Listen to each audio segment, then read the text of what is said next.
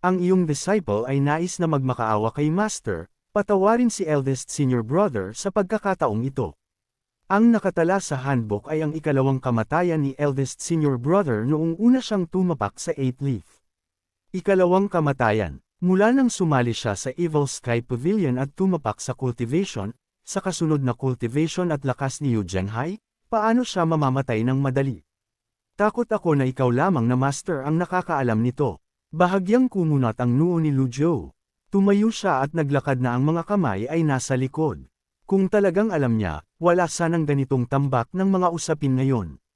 Meticulous niyang hinanap ang mga alaala sa kanyang isip ngunit wala siyang impresyon kahit kaunti. Si Ji Tiandao, o Ji Tiandao, itinatak pa ba niya ang lahat ng alaala ng pagpatay sa iyong disciple?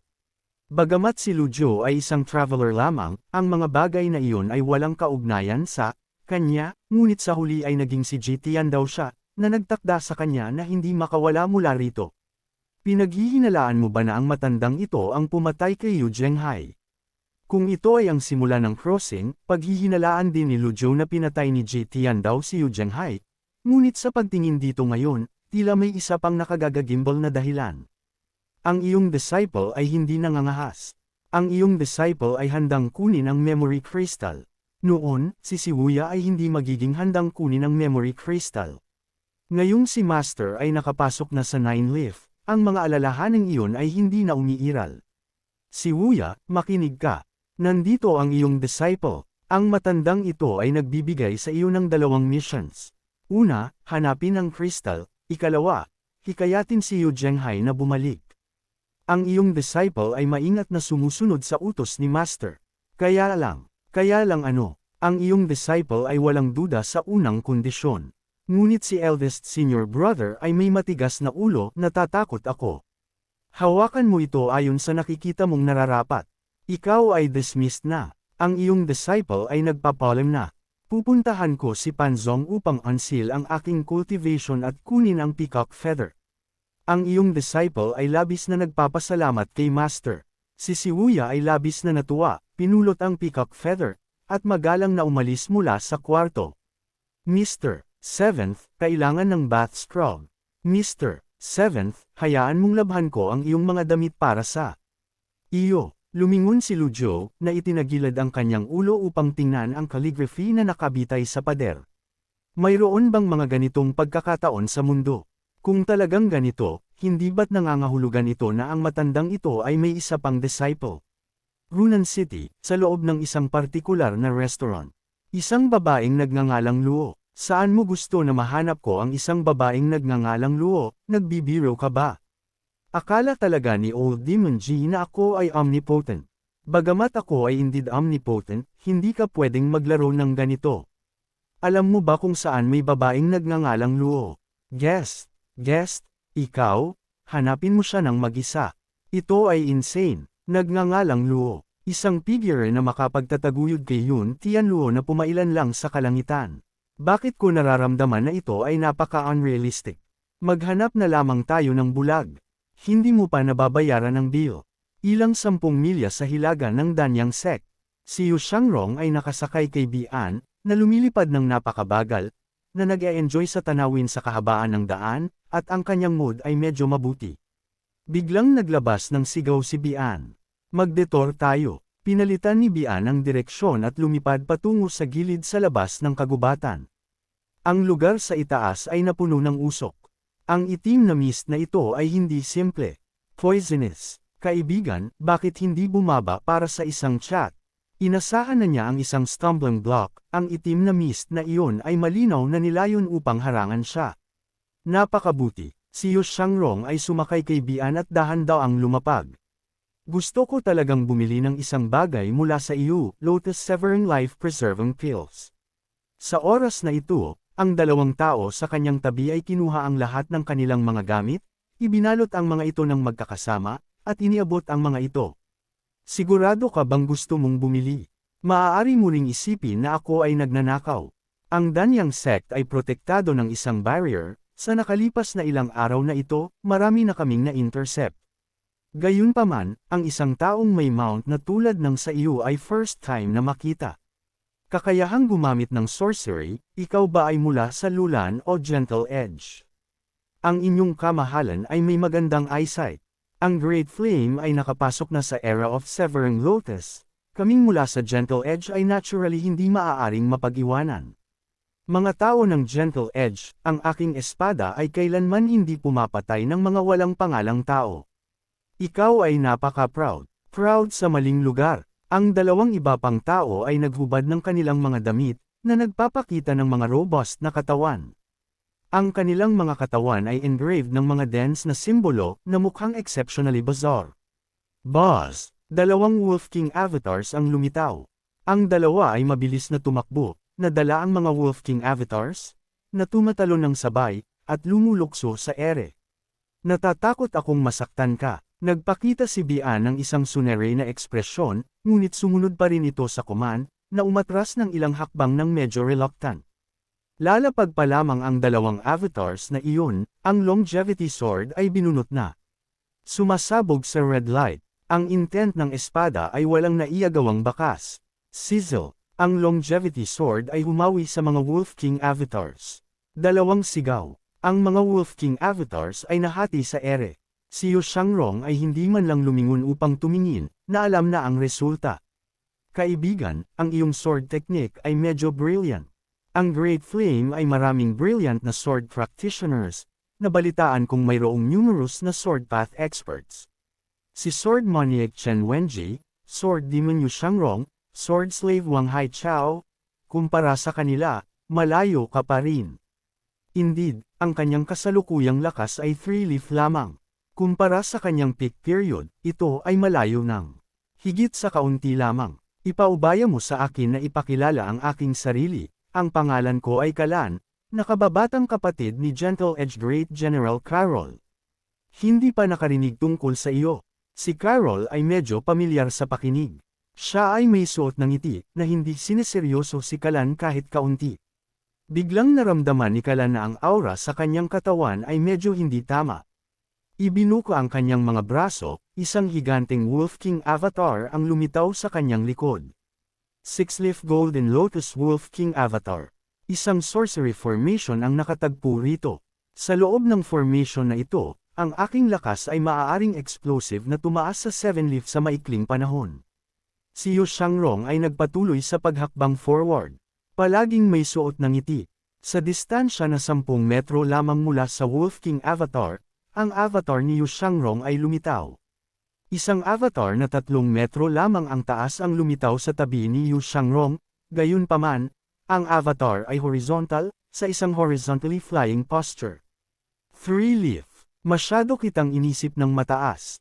Ang itim na mist sa kagubatan ay nagsimulang mag-converge patungo sa Wolf King Avatar. Sa mismong sandaling ito, si Yu Shangrong ay nagsimulang tumakbo. Ang kanyang figure ay nawala. Si Kalan ay nagulat, bigla niyang naramdaman na tila ang mundo sa harap ng kanyang mga mata ay distorted, na puno ng ocean wave light na kawalan at hasinas sa kahit saan. 3 shadows ang kumikislap sa kaliwa, gitna, at kanan. Nakita niya ang mga leaves sa 3-leaf avatar na iyon na umiikot ng clockwise sa paligid ng isang espada. Si Kalan ay nagulat sa kanyang puso, isang avatar na walang golden lotus, mga leaves lamang. Si Kalan ay agad na sumabog sa buong primal energy ng kanyang katawan. Ang lahat ng primal energy sa avatar ay nag-vent patungo sa paligid. Masyadong paumanhin, napakabagal mo. Isang solong espada ang tumawid sa pamamagitan nito, na nagpa-attract sa 3 spiritual souls at 7 physical souls ng ganap. Ang espadang iyon ay tila lumusat sa kaluluwa, na dumadaan sa kanyang avatar, at sabay na dumadaan sa kanyang dibdib. Natapos ang labanan. Ang lahat ay tumahimik. Si Yu Shangrong ay nakatayo sa likod ni Kalan, ang kanyang posture ay straight, ang kanyang sword-holding stance ay exceptionally elegant. Hindi pinapansin ang buhay o kamatayan ni Kalan, ang kanyang tingin ay lumapag sa pale red na longevity sword. Ang 3 kumikislap na leaves ay nanatili sa paligid ng longevity sword, umikot ng isang bilog, at fleetingly na nawala. Ito ay nag-verify sa kanyang mga isipin. Habang ang Golden Lotus ay terrifying sa defense, ang sharpness ng mga leaves ay maipagmamalaki rin. Si Kalan ay humawak sa kanyang dibdib at lumuhad sa isang tuhod, Ang kanyang mukha ay puno ng disbelief. Bago pa man siya magkaroon ng oras upang mag-enjoy sa bonus ng sorcery, agad siyang napatay ng isang solong espada. Paano ito nangyari? Paano ang anumang random na Great Flame Cultivator na nakatagpo ay magiging napaka-formidable? Maaari mo bang iwanan ang iyong pangalan, upang ako ay mamatay nang nakapikit ang aking mga mata? Si Yu Shangrong ay hindi pa rin tumitingin kay Kalan, itinataas ang isang solong palad, ang parcel ay lumipad pataas. Isang pamilyar na medicinal fragrance ang nanggaling sa parcel. Life-preserving pills, Sword Demon. Hindi nakapagtataka, hula ko ay hindi lang ako malungkot. Sa ilalim ng espadang ito, halos imposibleng mabuhay siya. Ngunit ang kanyang matinding pagnanais na mabuhay ay nagpilit sa kanya na huwag matamba. Hindi ako mamamatay. Masyado mong kakaunti ang naiintindihan tungkol sa gentle edge. Hindi maaari, gumagana rin iyon. 3-leaf pumatay ng 6-leaf. Si Kalan ay nagkaroon ng matinding shudder at mabilis na lumingon sa kahabaan ng lupa, na nakikita ang taong iyon. Paano ba ginawa iyon? 3-leaf pumatay ng 6-leaf. Nakakakita ba ako ng mga bagay? O ang iyong 6-leaf ay fake, ikaw ba ay isang counterfeit? Absolutong imposible. Walang katuturan. Hey, kinakausap kita. Sino ka? Isang scoundrel na nagsasamantala sa panganib ng isang tao. Yu Shangrong. Ang isip ni Kalan ay naging blanka. Maaari bang ang pagtusok sa dibdib gamit ang espada ay nagdulot ng mga hallucinations? Ang taong iyon noong una ay tila tinatawag ding Yu Shangrong, bakit may isa pang Yu Shangrong? Cough cough, cough cough. Hallucinations, lahat ay hallucinations. Sword Demon. Merely a vain title, hindi nararapat banggitin. Kung may lakas ng loob ka, lumaban ka sa akin ng patas. Ang aking paumanhin, ang bagay na pinakagusto ko ay ang pagsasamantala sa panganib ng mga tao. Ang separation hook ay humawi sa kanyang leeg.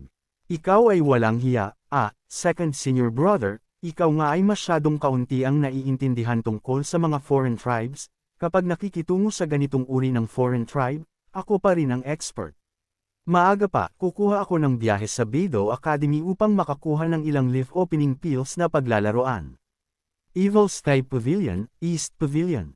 Ding, pumatay ng target, nakakuha ng 1,000 merit points. Ding, pumatay ng target, nakakuha ng 1,500 merit points. Pagkarinig sa prompt na ito, kailangang ihinto ni Lu Zhou ang kanyang estado ng pag-unawa sa heavenly writing at iminulat ang kanyang mga mata. Yu Shangrong. Sa kanyang kasalukuyang 3-leaf cultivation, ang gustong pumatay ng isang dakilang cultivator ay medyo mahirap. Dapat ay si Ming Xiyin ang tumutulong mula sa tabi.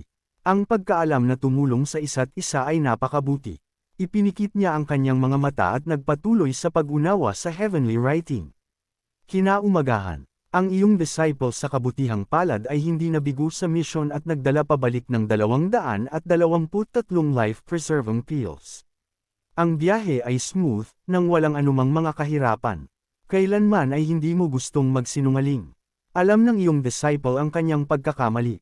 Nakatagpo lamang ng 3 tao sa biyahe pabalik, mere petty thieves, hindi nararapat banggitin. Basta ito ay smooth, magpahinga ng maaga. Ang iyong disciple ay may isang kahilingan. Ang iyong disciple ay nais na tumingin sa handbook na iniwan ni junior brother. Ikaw ay dismissed na. Handbook. Ang iyong disciple ay nagpapolem na. Ding, nakumpleto ni Yu Shangrong ang life-preserving pill mission, nakakuha ng 10,000 merit points, ipinikit ni Lu Zhou ang kanyang mga mata at nagpatuloy sa pag-unawa sa heavenly writing. Pagkaraan ng 5 araw, ang kanyang extraordinary power ay puno na. Ang kanyang mental state at bodily functions ay mas mabuti kaysa noong una, at ang kanyang cultivation ay mukhang mas mabuti rin kaysa noong una.